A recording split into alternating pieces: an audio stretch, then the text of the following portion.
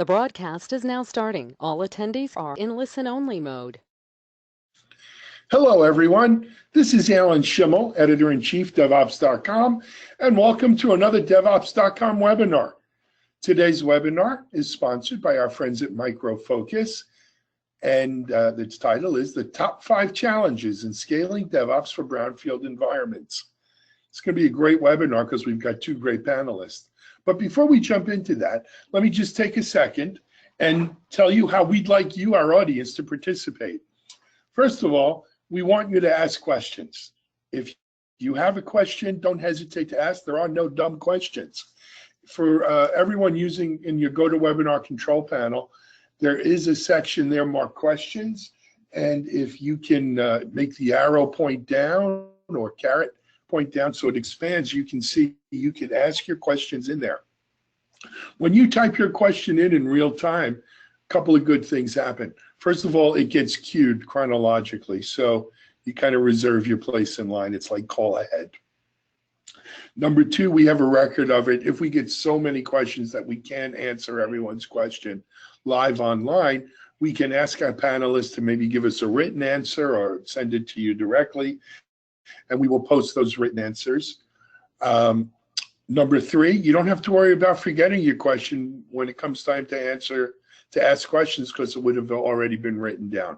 So please use the question section, ask as many questions as you'd like, put them in writing, and we'll get to them at the appropriate time. However, questions is not the place if you're having technical issues. If you're having technical issues, that's where we use the chat section of our webinar control panel. We do have engineers standing by, and if you have an issue, maybe audio is not working or the slides aren't advancing or something that is inhibiting your ability to really enjoy today's webinar, please put it in the chat window, and we have people monitoring who will try to get it rectified for you as quickly as we can. So questions, issues and chats. And with that, we'll get started. Let me answer the first question, though, that everyone always asks, and is this webinar being recorded, and will the slides be available? Yes and yes. We are recording. The recording will be available on our DevOps TV channel, YouTube channel, as well as the slides on DevOps.com. So you can check for that, usually within 24 hours of today's webinar. With that being said, now let's jump into the top 5 challenges in scaling DevOps for brownfield environments. Let me first introduce you to two great panel speakers today. Our first guest is actually he's been a frequent appearance on DevOps webinars and podcasts. He's a well-known DevOps author and leader, Gary Groover. Gary, welcome. Hi, Alan. Great to be here. Thanks for having me. Great to be here. Thank you. And secondly, but certainly not least, is Mark Levy, DevOps evangelist, Micro Focus. And Mark, thanks for joining us today. Super, Alan. Glad to be here. Hi, Gary. Hi, Alan. Mark, how are you? All right. All right, let's get going. Mark, I'm going to hand it over to you, and let's run. Okay, super. I really appreciate it. So again, my name is Mark Levy. I'm a DevOps evangelist here at Micro Focus, and it's interesting.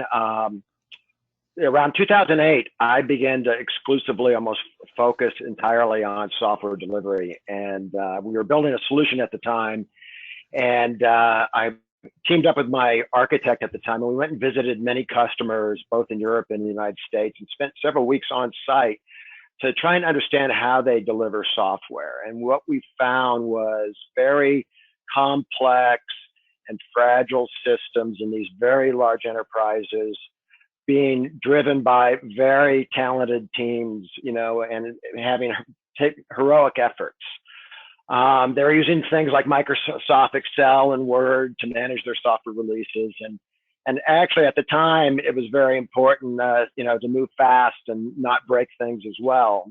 You fast forward today, DevOps is really fairly well known and understood, but there are really only implementation of DevOps or CI/CD in pockets within enterprise. There's not a lot of enterprises really at a point yet where they're fully scaling their DevOps practices. And that's what we're going to discuss today.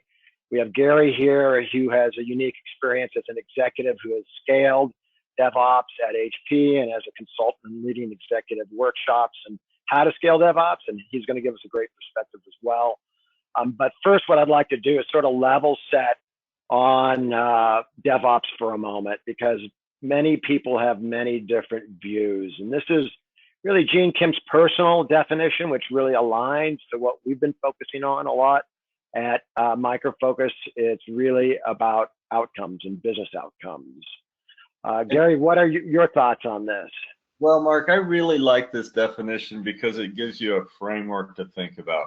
So many times people get stuck in the rituals of DevOps and lose track of the principles. And for me, DevOps is all about releasing code on a more frequent basis while enabling all aspects of quality. And the reason I like that is as you continue to go down this path, you will do things that will, to release more frequently, you've got to eliminate waste and inefficiencies in your software development process. And really understanding that there's three different types of work. There's new code that you're writing, which is the first time it's ever been done before, so you can't optimize that like you would a manufacturing process. What you really need to do there is just increase the frequency and the quality of the feedback to developers, because they all want to do a good job and think they've done a good job, and if that feedback's delayed, it's hard for them to get better and not waste time and energy working on stuff that either won't work or won't work with somebody else's code or won't work in production. So I think that's one of the types of works and waste that sort of DevOps starts to get out of the system. And the second one is a lot of large complex organizations spend more time creating these large integrated test environments and triaging and trying to figure out what they're doing and finding the source of the problems than they do even writing the code. So from DevOps, and if you try to increase the frequency, what that does is it forces you to smaller batch sizes, which makes that triage process a lot easier.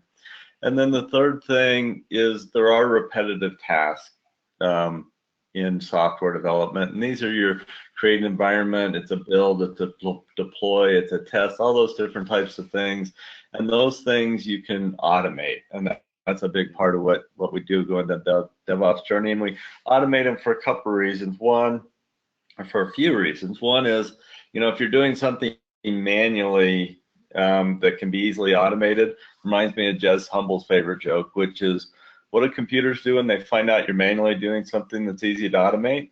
Well, they sit up at night and drink beer and laugh at you.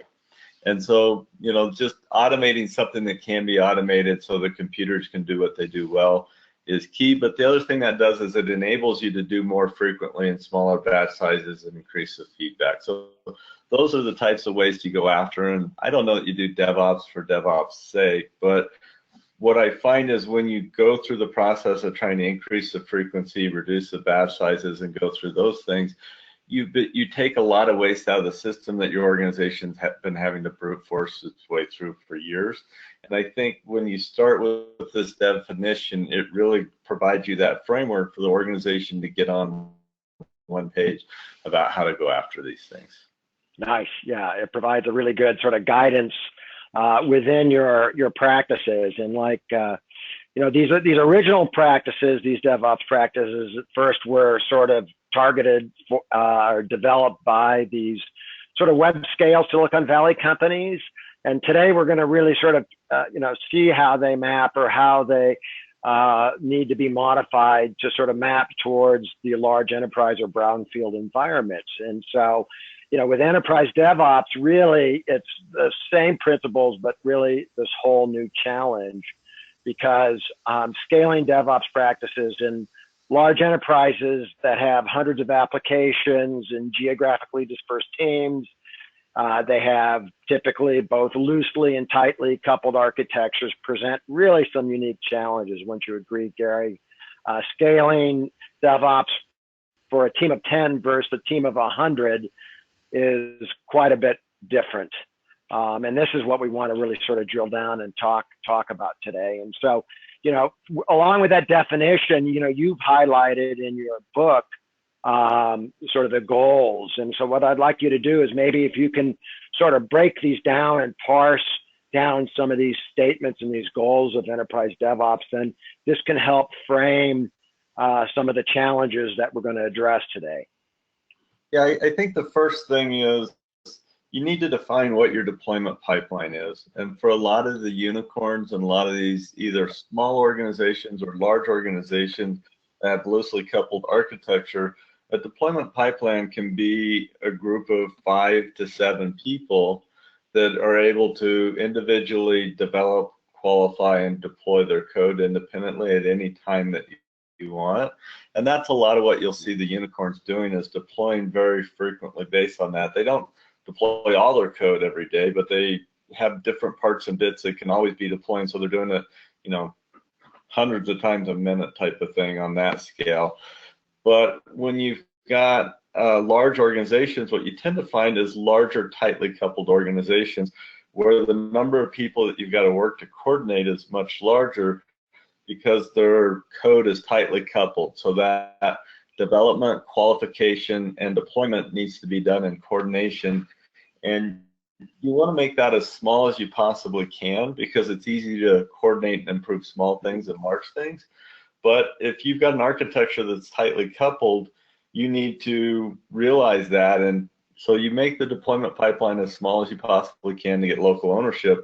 But if it still requires a couple hundred people or 1,000 people working together to do that release, then you need to realize that that's the case and you need to start optimizing those deployment pipelines. So, you know, the large organizations will never, with tightly coupled organization architectures, will never deploy more frequently or be as productive as the small, nimble, loosely coupled organizations. But I think the opportunities for improvement are much larger in these large, tightly coupled organizations, not because they'll ever go faster and be better, but just the inefficiencies associated with coordinating the work across hundreds and thousands is just so much more pronounced. So we want to get it as small as we can, but no smaller. And then once we've done that, one of the biggest challenges I see is getting an organization to align on what are the priorities for making improvements so that they can release on a more frequent basis while enabling all aspects of quality. And in my book and what I do when I do workshops with organizations is we go in, we map their processes, and we get everybody in the room to get a common view of the elephant so everybody can understand what to go after. And then when we work with those people, we go through the principles of DevOps and the things that the practices that are designed to address those inefficiencies. And then we get everybody to align on what are the things that they think they should be going after to deliver better business outcomes. And it's a fairly straightforward process. The details in my book, hopefully it's something that you can use and run in your own organizations. If you need help doing that, let me know. But hopefully I put enough in there that you can go off on your own and start getting your organization aligned on the things that you should be going after.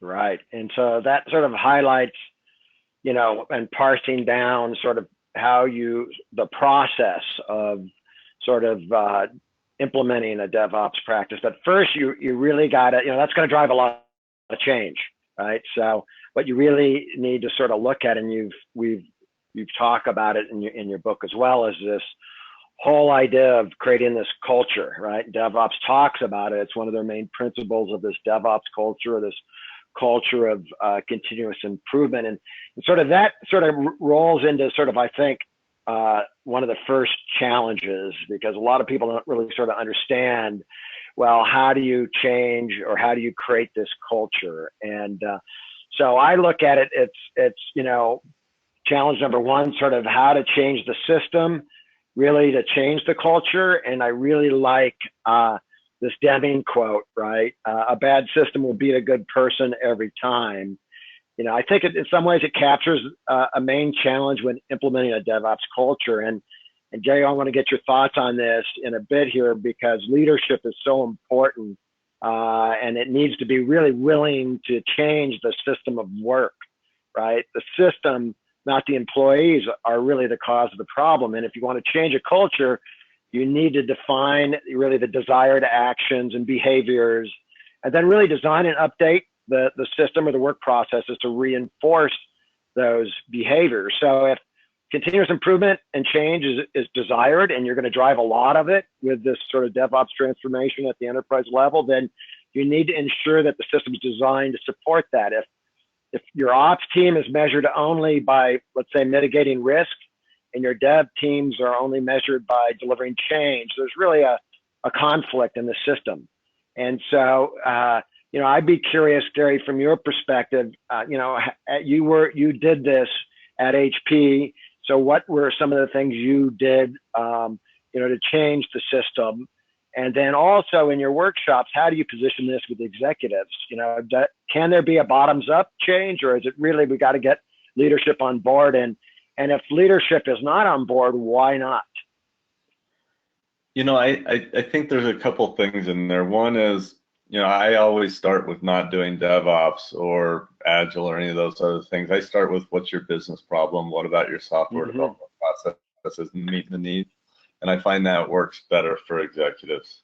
The other thing is, there's a lot you can do bottoms up, but what I find is I go into organizations that have been doing bottoms up for a while, eventually people get frustrated, because if you've got a tightly coupled system and you've got to coordinate your work with a lot of other teams, eventually you're going to get frustrated with one of your peers is constantly breaking the code base and not maintaining all aspects of quality, or they're not signed up for changing how the behavior is going to go. And if you can't get everybody to agree to change how you're going to work on a day-to-day basis, you're not going to be able to release more frequently with quality. And to do that, you really need to agree on the types of things that you're going to change. And what I find bottoms up is people will have some success, they'll make some changes in their area, but eventually they'll run into frustrations along that path. And I think the role of the executives, and Deming put it correctly 50 years ago, or sort of work to design systems so that employees can be successful. And I think that coordinating that work and coordinating the improvement across the teams, and it's not executive managed or driven or mandated, it's more executive led, where you spend time out in the organization understanding the inefficiencies that exist in the organization.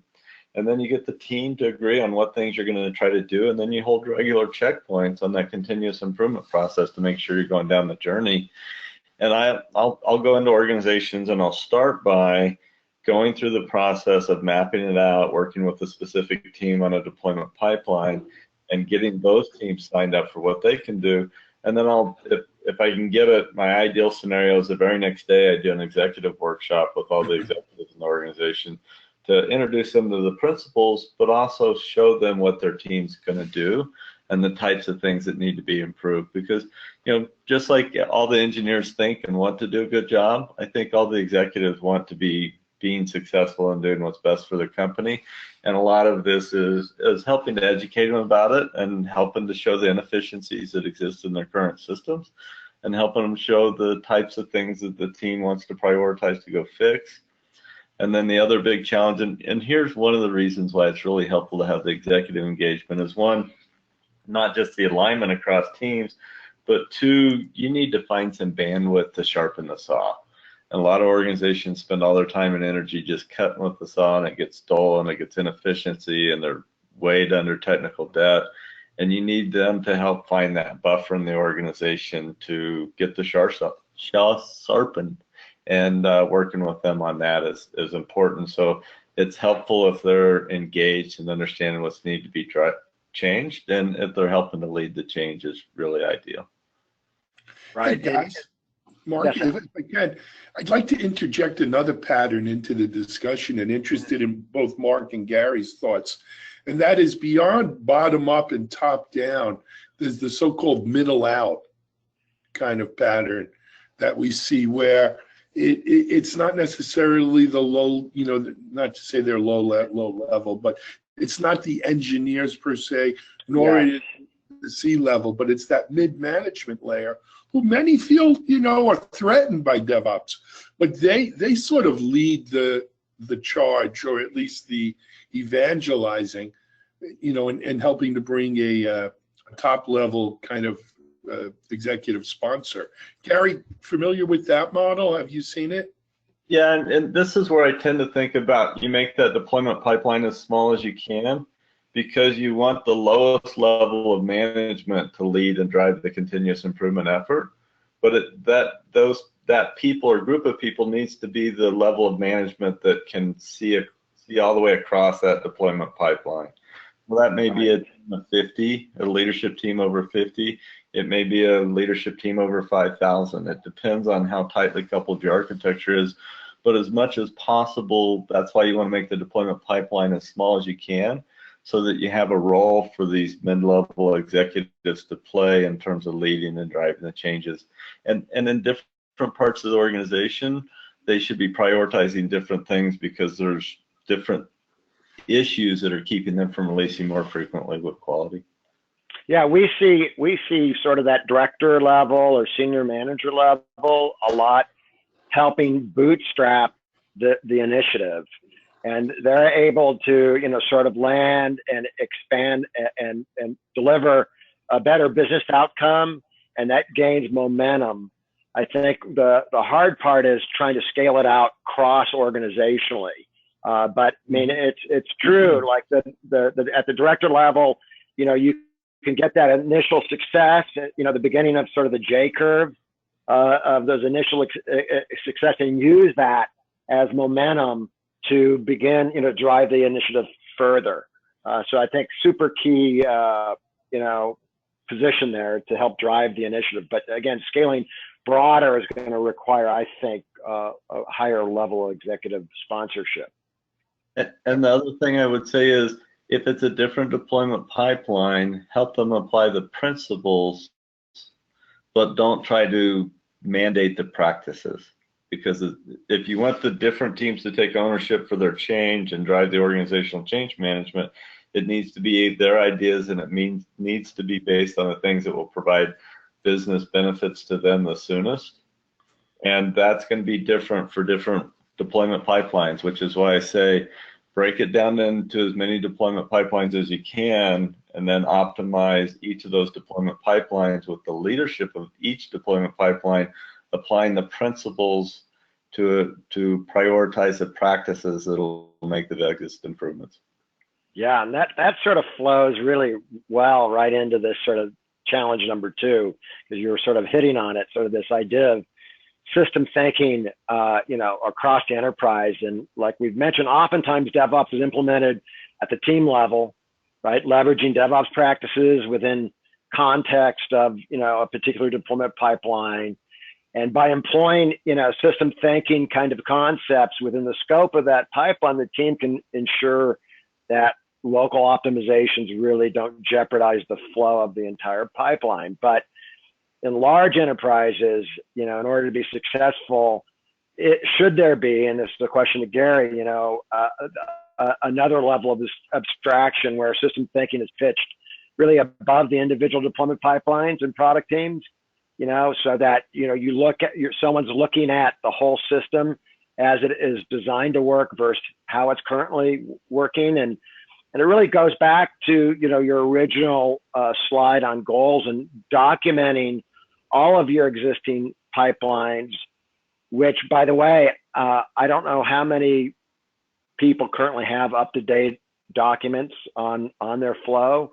And it really ends up becoming, in some ways, a discovery session and exposing those local constraints and dependencies and waste that impact the entire system. So it's this idea, you have to know before you can think, right? And so, Gary, in large enterprises, how do they get their hands around this issue? And I start with a deployment pipeline. I really do, and I think different ones can have different answers, but I map it out, and in the book, there's specific, people talk about value stream mapping and different things, and they'll come show me their value stream map, and it'll be very different than what I have in the book. The reason I wrote in detail the specific maps and the metrics is because it's what I do when I go into organizations to analyze where the biggest issues are. And when I start, when I do an execution workshop, I'll typically spend a month on the phone trying to draw those maps out with the organization before I get there. And what I see is a lot of the organizational change management starts to happen with the people that are pulling the metrics together, because while they've been running with their process in one way for a long time, they haven't stepped back and tried to analyze the flow and the issues. And that system thinking and looking across the deployment pipeline from a business idea to working code and production is not a view that they think of, and getting them to go through that is really starts that first part of the process of getting everybody. And by the time we get to the workshop, at least the people who have been collecting the data, it's pretty clear to them what should be gone after. And then the execution workshop is really spending more of a day going through the concepts in the book and the practices and what they were designed to address. And then after that, prioritizing with the entire team based on the mapping and the data that we have from their deployment pipeline, what they should go off and fix. And then until you have that view across the system, you'll tend to have people get frustrated and do things like we did with Agile, which is we're going to sign off our code on a dedicated environment with the product owner and call that done. When really what Agile wanted us to be doing is getting that code in front of the customer on a regular basis to get their feedback. So instead of doing things like that to sub-optimize based on your ability to control and influence things, you need to be looking across the entire deployment pipeline and getting a good view of the system. Are there, the interesting thing, at the end, so, a deployment pipeline, you're talking sort of in a singular fashion, but when they have many, are there people sort of looking at and treating that as a system as well? Sort of the concept of sort of one sort of virtual deployment pipeline that the enterprise, sort of the mean time to value is the sum of all the things that we deploy across all our pipelines. No, I tend to think if the things have to be coordinated enough and are tightly coupled enough that they deliver value, then that's a deployment pipeline. So deployment pipeline may be a bunch of Java code on the front end, all back to COBOL mainframe on the back end, where you need to make a change. And for that change to impact the customer, everything on the front end, from a inventory system to a credit system to a website, has to be updated. Then that's one deployment pipeline. So it can be fairly large and complex, but I tend to not make everything be the same, because the bigger and more complex it makes it, the harder it is to go.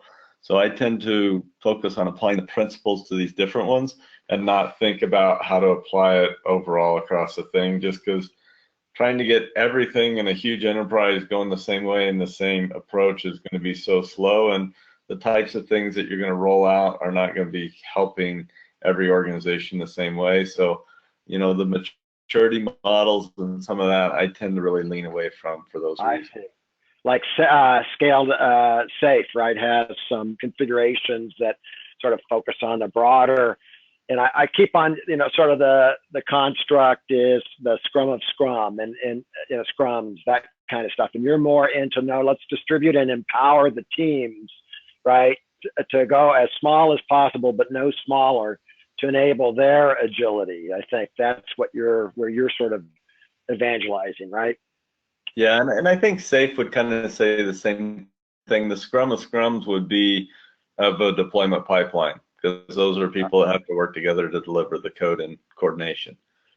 I see. So great. And then you actually referred to, again, sort of the broader, more complex deployment pipelines, which sort of leads us to challenge number 3, and I'm going to call it sort of bridging the old with the new, which is something Micro Focus has been involved with for decades, actually. And, over 40 years of investment, enterprise IT, runs the world on these applications that span many different methodologies and infrastructures.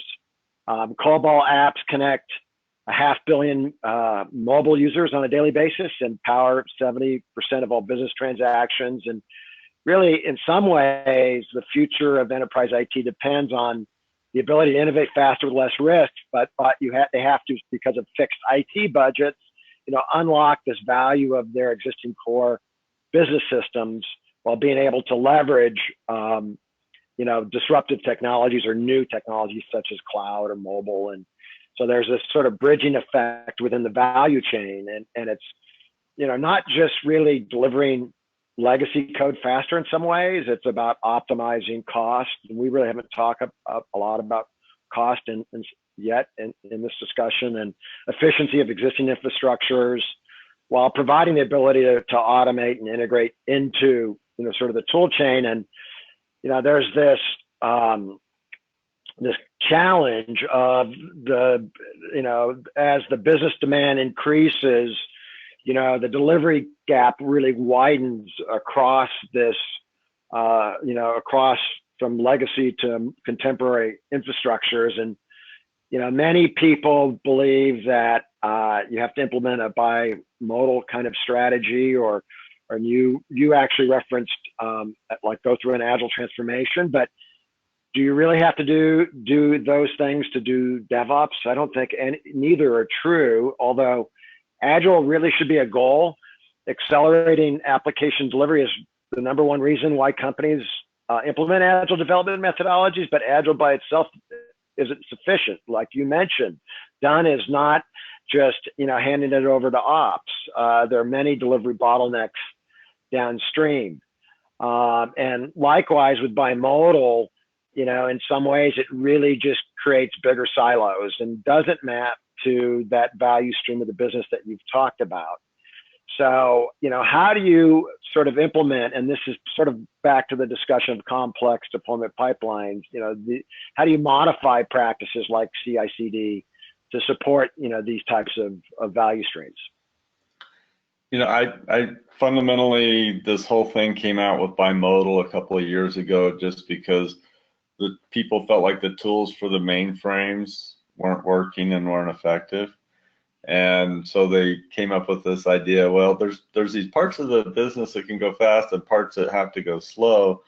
And what I've found in most organizations I go with is if you're fundamentally going to change things, like if you're a retailer and you want to do buy online, pick up in store, you can make a change on your website, but you really got to get down to your inventory. You got to get to your point of sales information. You got to get to your credit information.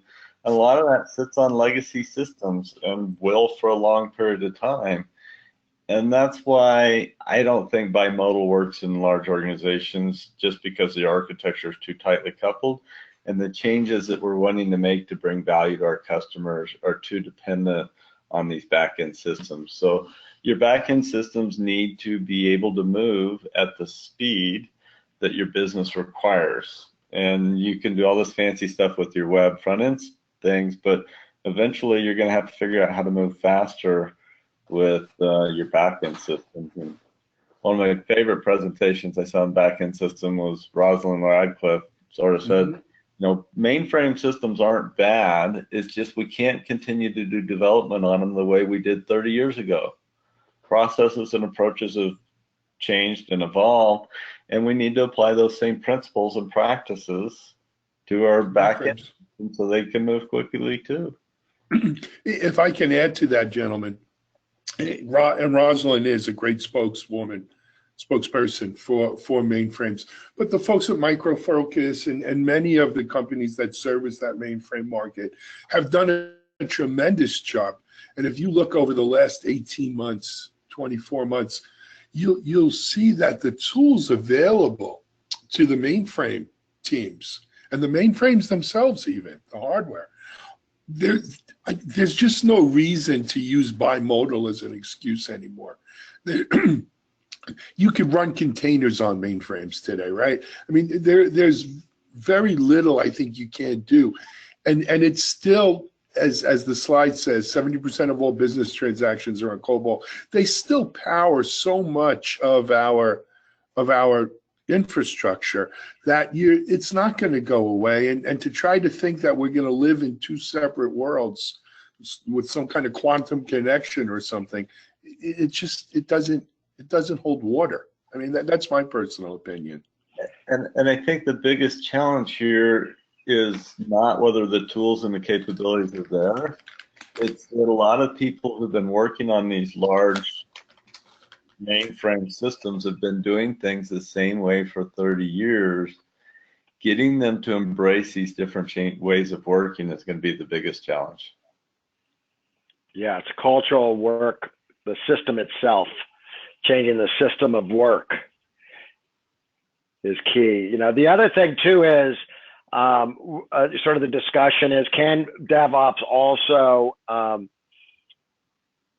you know, help drive agile transformations as well? I mean, do you, you know, a lot of times organizations want to do an agile transformation, but they take a long time. As we've mentioned before, is once the goals might not be met because there's a lot of bottlenecks downstream.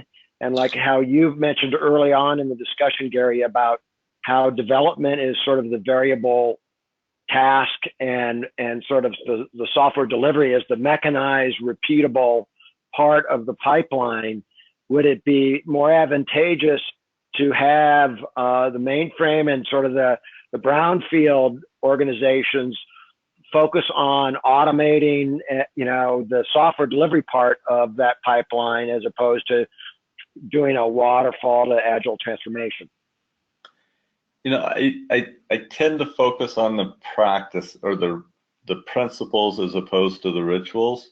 Yeah. And I think what happens in a lot of, you know, agile was, let's release code on a more frequent basis to a prioritized backlog, and let's do continuous improvement.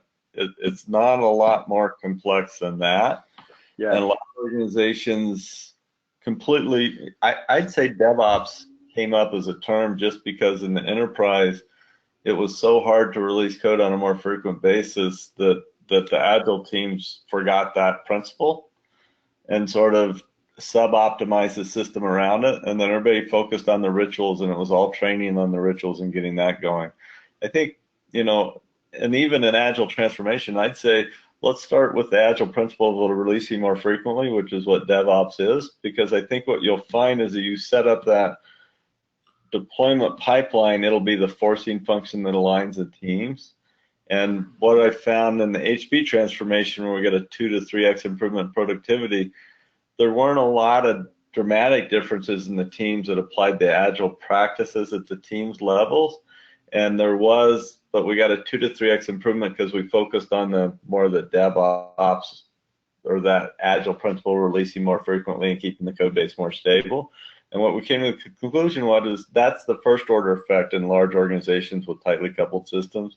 The second order effect is how the individual teams work. So I would start with, if you've got a mainframe team or something like that, let's figure out how we can build and get it releasable on a more frequent basis. And then, you know, let's get a prioritized backlog. And then if you want to stand up your meetings instead of sitting down, great. Let the team, it's going to work for them.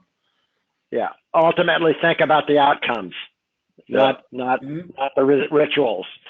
And which leads, and you mentioned, you know, both tightly and coupled, sort of leads into challenge 4, you know, is because we've been talking tightly coupled systems and loosely coupled systems, you know, and the idea is, you know, all of this transformation, this DevOps transformation, in some ways, it's going to cost money with fixed budgets.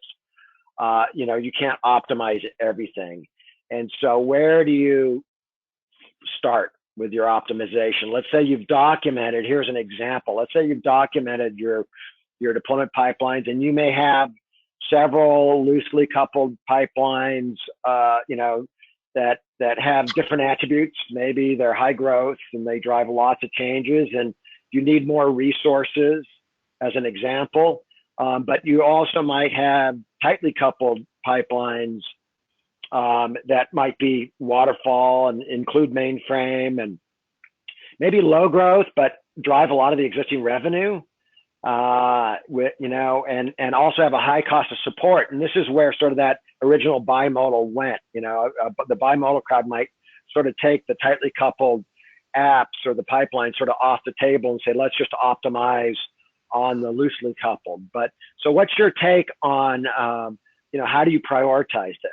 How do you work with this? Is there a costing function too, if you're thinking of a fixed budget? Because quite often, optimizing, and you've referred to this, you know, the tightly coupled complex system could actually recapture a lot more value that you can redeploy to your high growth pipelines. Do you have any sort of thoughts on that kind of concept? Well, I don't think of a back office apps as an independent pipeline from a legacy core app from a website. what I tend to think of is the mobile apps, the website, the legacy core apps, and the back office apps need to be tested as a system because they're tightly coupled, and they typically need to be released as a system when you're making changes. So I tend to think of a deployment pipeline as, you know, maybe everything that it takes to keep your website and your mobile apps up and running. So you need to think from the front end to the back end of that, and that includes your legacy systems, and figure out what it takes to release that on a more frequent basis. And then when you go through that, what you'll find is, you know, what are the things that are slowing you down from releasing more frequently, or what are the types of things that are introducing, what are the systems that are introducing defects into it. And I map that deployment pipeline, I break it into subsystems, we put metrics on it to highlight what are the things that are keeping you from releasing more frequently with high quality. It may be test time on your back office apps. It may be quality on your mobile apps. It may be, you know, something else on your environments, consistency on your website piece. So depending on what things are causing your most issues is what I use to prioritize. And what I put together in the books is really the process that I go through to go in and analyze companies to identify where the biggest inefficiencies are, because, you know, as you start this transformation, you want to make sure that you create some positive momentum. People want to see some wins, they want to see some advantages, and you need to start marketing those. And a lot of what I do when I go into organizations is start analyzing to figure out what changes would provide the biggest benefits soonest, so they can start seeing and realizing the benefits of the changes. Right, and aligning originally to the core sort of business objectives that you worked with the business. So if the business objective is to recapture more capacity for innovation, or not be a constraint to the business, then you would align those priorities with those objectives, I would assume. Yeah, and then market them and show them the changes, because a lot of organizations say, well, nobody in my business will let me go off and do new stuff. I'm so busy delivering features or whatever, nobody will let me sharpen the saw. Well, as soon as you start to get the capacity, you want to, you know, if they've agreed that this is what they want to be able to release more frequently, and you create a map that shows this is what is keeping you from releasing more frequently. When you make the changes, you need to market and go back to them and see the benefits that we're starting to get. And as they do that, then they'll start and be willing to invest more to help improve the process. Right. And so this is sort of where you alluded to in sort of the last challenge, is sort of where to optimize. And we've sort of had that discussion, you know, this topic throughout the discussion, but this would be through your either value stream mapping exercise, documenting sort of the lead time, various lead times, wait times, what's preventing you from releasing faster, and then, you know, prioritizing that list.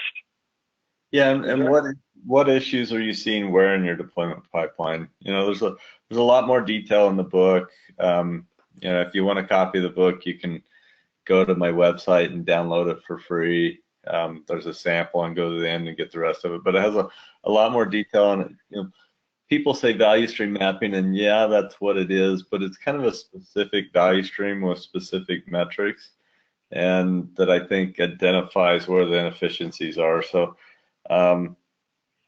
I would look at that, look at the metrics, see how much of that data you can get, and don't worry about getting it perfect to 3 significant digits.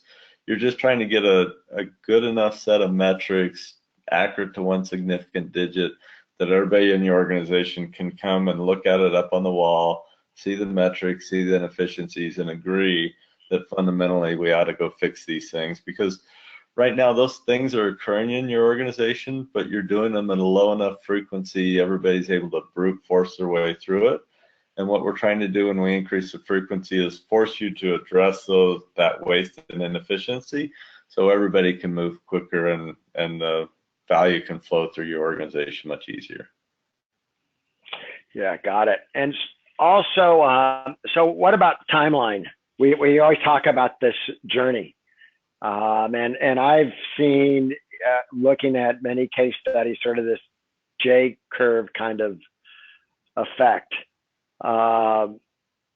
Any comments on timeline? I noticed a lot of case studies, let's say at the DevOps Enterprise Summit, where a lot of these organizations were already about 2 years into it and they're still working. I mean, I know it's a journey. They say it's a journey, and there's a reason why we say that. But any sort of commentary on timeline? You know what the big ones I've led at Macy's and HP at 2 to 3 years in, you're really fundamentally starting to see some things and make some big differences.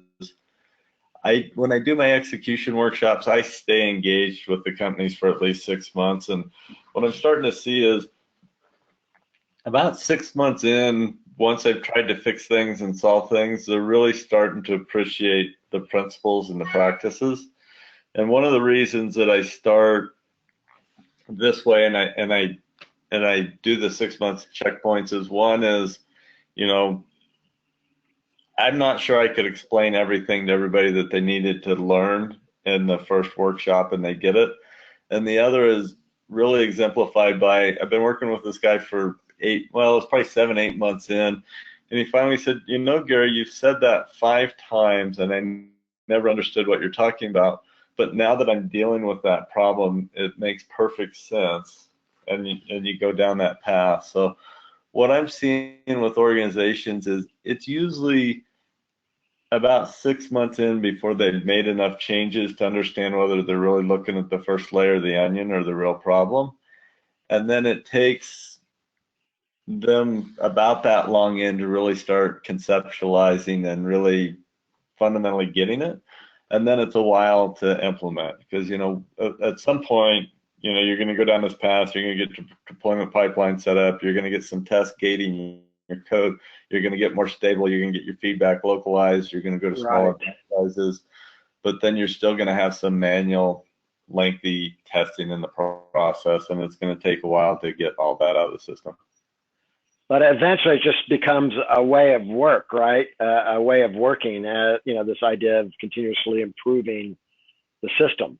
I think that's sort of key too, right? Getting people over the hump to that, saying, okay, this is how we work. This is how we experiment and optimize and improve, and, change is good, and all of that, getting the organization where they're sort of operating at sort of that cadence, this sort of new cadence, I think is key. And then it's just move forward.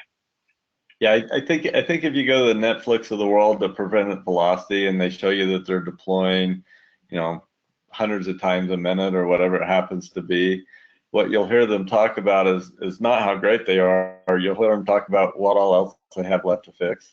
And it's that culture where you're always trying to get better. So you may be doing it monthly and you may want to go to more frequently.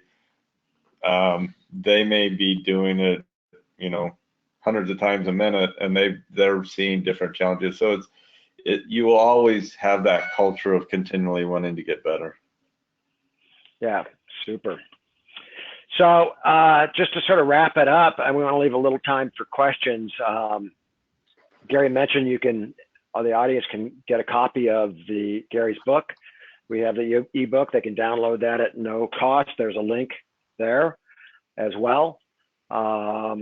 Gary, you also offer some executive workshops and execution workshops as well? Yeah, I do.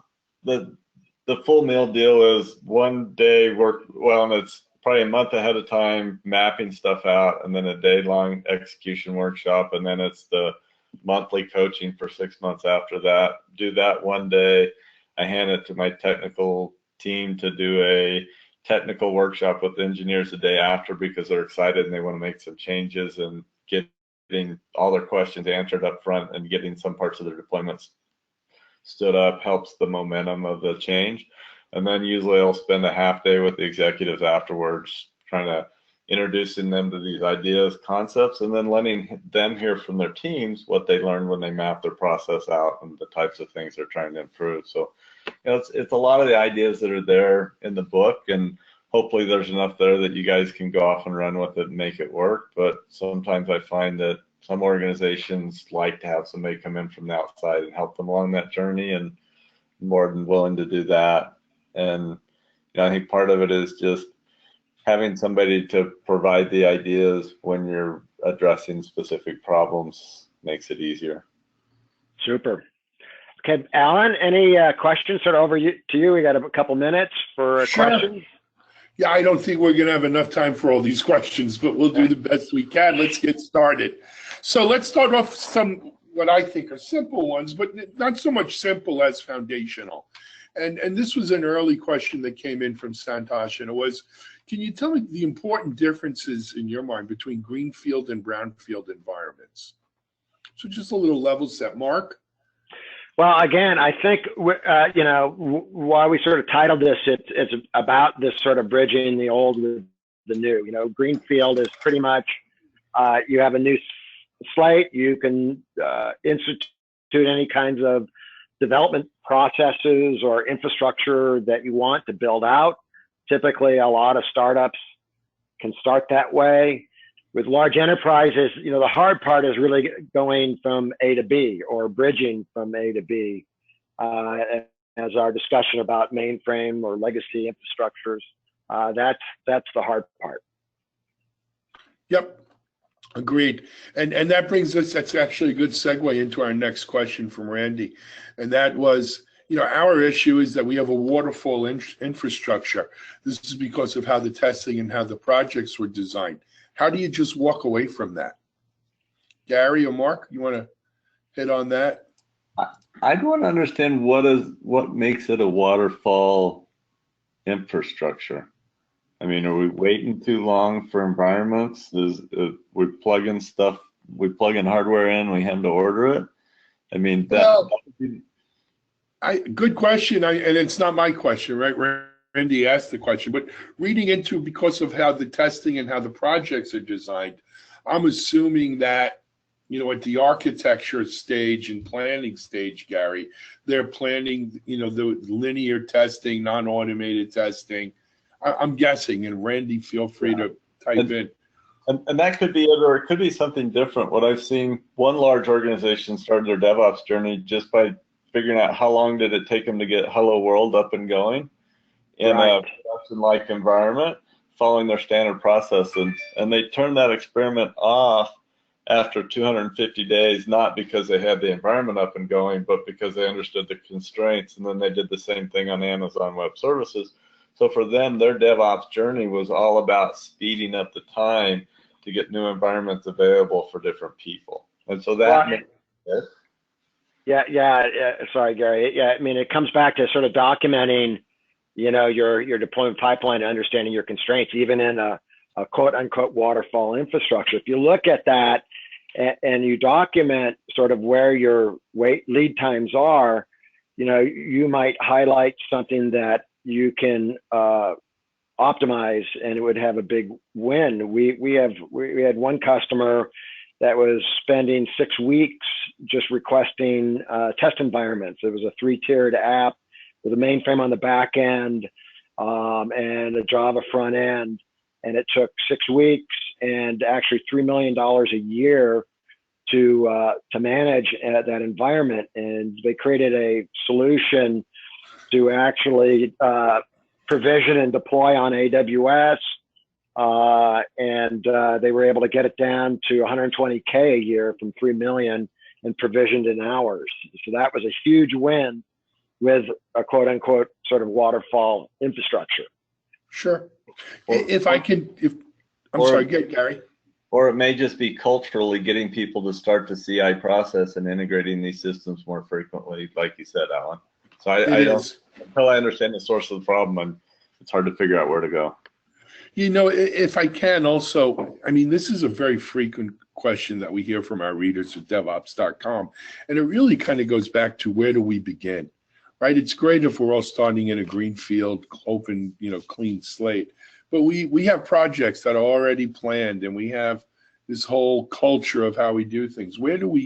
This DevOps thing sounds great, but how do we start? And my advice, and Gary and Mark, feel free to jump in, is you can't boil the ocean. You're not going to turn an entire organization on a dime, right? And all of a sudden switch, pull a switch that goes from waterfall to DevOps. There's some well-documented steps, and Gary, I know it's in your book, not only the latest one, but in previous books as well that you've written, about how you pick your spots for DevOps to get started. You start with some key projects that are, meaningful but not necessarily mission critical, but will grab attention, and you build on success there. So you can't flip a switch, but you can make that transformation. Well, I think you flip a switch to starting continuous improvement. Mm-hmm. And you start by figuring out what your bottlenecks are. So if I'm talking with teams that have not a very good control over the entire system, but have their control, I start with them to create a layer of service virtualization or mocking of the rest of the system so they can develop, test, and deploy their code much more frequently and get it good. If I start with executives, I start with them with the show me your pre-prod environment that everybody has to go through right through production. And some of the biggest advantages, I've seen some organizations that people are testing in the middle of those environments while people are deploying code. It's starting to manage those, right? Because when that stuff's happening, people are wasting lots of time and energy triaging. So when I work with executives in large, tightly coupled systems, I start with show me your dedicated integrated environment for testing, and let's Pareto out the issues that we're finding there, and let's go after those things. Yeah.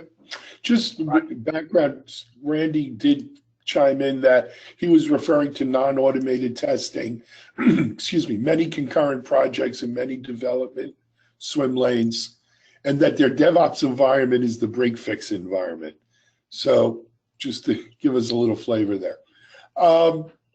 Here's a rather longer question, but let's see if we can make heads or tails of it. What do we mean by, if you can define what deployment pipeline means, as it seems to mean different things to different people based upon what this person has seen, and it's Regith has seen. Mark, Gary?